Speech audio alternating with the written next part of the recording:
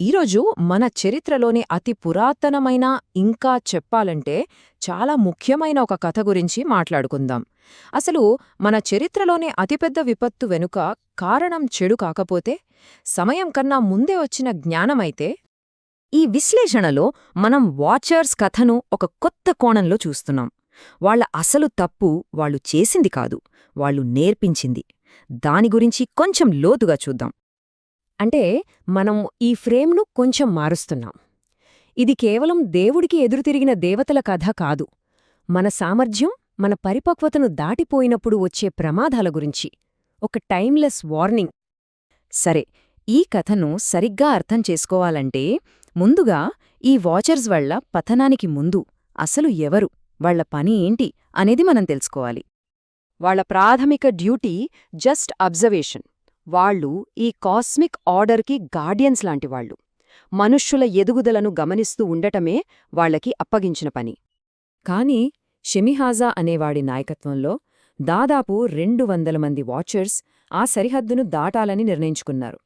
వాళ్లు భూమిమీదకు దిగి ఇక్కడి వాళ్లతో సంబంధాలు పెట్టుకుని అన్నిటికన్నా ముఖ్యంగా వాళ్లకు నేర్పించడం మొదలుపెట్టారు.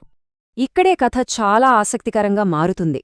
పాత గ్రంథాల్లో వాళ్ళు ఏం నేర్పించారో చాలా స్పెసిఫిక్గా ఉంది. అదేదో చెడు గురించి కాదు, అదంతా టెక్నాలజీ, ఇన్ఫర్మేషన్. చూడండి, ఇదే వాళ్ల తప్పుకు మూలం.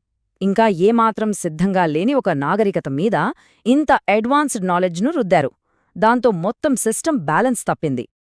ఈ గ్రంథాలు చాలా స్పష్టంగా చెప్తున్నారు, ఆ వినాశనం వచ్చింది బోధన వల్ల, అంటే సమాచారం అకాలంలో బయటకు రావడం వల్ల. సరే, ఇప్పుడు ఈ పురాణ కథకు మన ఆధునిక ప్రపంచంలో ఎదుర్కొంటున్న సమస్యలకు సంబంధమేంటో చూద్దాం. ఈ రోజుల్లో ఎథిక్స్లో ఒక పెద్ద డైలమా ఉంది. ఒక టెక్నాలజీ గురించి మరీ తొందరగా మాట్లాడితే అదంతా ఊహాజనితంగా ఉంటుంది. అదే ఆలస్యం చేస్తే అప్పటికే జరగాల్సిన నష్టం జరిగిపోతుంది.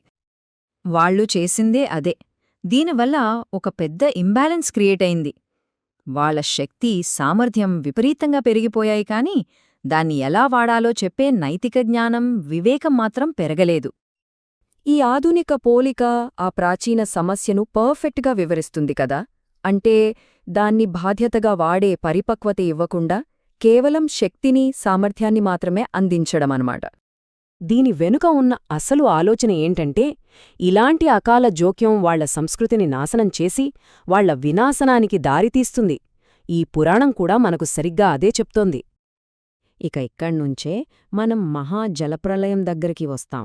దీన్ని ఒక శిక్షలా కాకుండా ఈ ఇంబ్యాలెన్స్ వల్ల వచ్చిన సహజ పరిణామంగా చూస్తే ఎలా ఉంటుంది?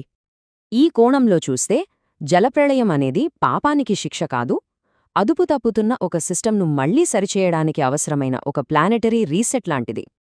అయితే ఇంతకీ ఈ పురాణ కథ నుంచి మనం ఈరోజు నేర్చుకోవాల్సిన అసలు విషయమేంటి? ఇది మనకేం సూచిస్తోందంటే, జ్ఞానం అనేది దానికదే చెడ్డది కాదు, కాని దాన్ని స్వీకరించడానికి ఇంకా సిద్ధంగా లేని ఒక వ్యవస్థ మీద దాన్ని రుద్దినప్పుడు లేదా దొంగిలించినప్పుడు అది విధ్వంసకరంగా మారుతుంది. వాచర్స్ కథ ఒక గేట్ కీపర్ లాంటిది. అసలైన శక్తి ఒక జాతి ఆ అగ్నిని పట్టుకోవడానికి ఎప్పుడు సిద్ధంగా ఉందో తెలుసుకునే వివేకంలోనే ఉందని ఇది మనకు గుర్తుచేస్తుంది. వాచర్స్ కథ మన ముందు ఒక పెద్ద ప్రశ్ననుంచుతుంది. మన టెక్నాలజీ పెరుగుతున్న వేగంతో మన వివేకం కూడా పెరుగుతోందా? ఆర్టిఫిషియల్ ఇంటెలిజెన్స్, జెనెటిక్ ఇంజనీరింగ్ లాంటి ఈ యుగంలో ఈ పురాణం మనకు ఎప్పటికీ గుర్తుండాల్సిన ఒక హెచ్చరిక.